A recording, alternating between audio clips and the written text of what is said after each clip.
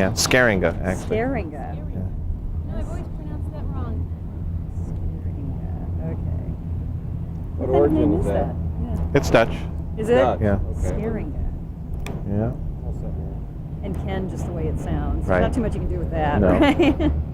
Well, Ken actually, this Ken came up with this idea this morning that we thought we'd look into, what the situation is drought-wise now with all the rain that we've been getting lately. And we're wondering if you could just sort of bring us up to date on that. Kind of maybe give us an idea of what's been happening in the last month or so and where that puts us. Okay.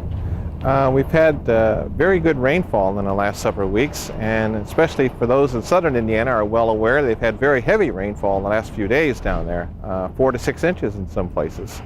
So very heavy rainfall this past week in the south. I would say the southeast half of Indiana has had very heavy. And 2 to 4 inches even in the northern parts of Indiana. So that's very welcome. I've seen a gradual tendency in Indiana in the last several weeks for this drought to slowly disappear. It is migrating to our west, to the western states of Illinois and Iowa and Nebraska. And that is what I had thought would happen because this drought has a very long history. Started early last year on the eastern coast of the U.S. and has continuously progressed westward. In late last summer, it was just entering Indiana, and it has been with us now for over the winter and into the spring. Well, now it is migrating still further westward into the true Midwest states, the Iowa and Nebraska region, and it is starting to leave Indiana. There are still some dry pockets in Indiana, especially in the northwest corner, but the drought data that I've monitored over the last couple of weeks shows that even in that area, the drought is decreasing in intensity. And I noticed in some of the forecast maps that have come out that they are mentioning Indiana less and less as a drought prospect for this coming summer. So that's good news. What's causing it to migrate? What's happening there? That's typical for droughts. Usually what happens is the upper air patterns will shift very slowly over a long time period. And now we're in a position where the upper air has tendency for the jet stream to dip over Indiana quite frequently this last spring and summer. And when that happens, it tends to stall out fronts in our area. And it's especially true the last week or two. We've had many instances where the fronts have passed through Indiana as a cold front, stalled along the Ohio River, and then migrated back to Michigan as a warm front. That has happened several times now, and it is going to happen again. So there's still rain in the forecast coming up for this week. You think it's going to be a rainy summer overall, more so than usual? I don't think it's going to be a rainy summer, but I think we're going to get more like what we're used to in summer, like about 3 to 4 inches in a month's time. I think we're going to have more normal type rainfall.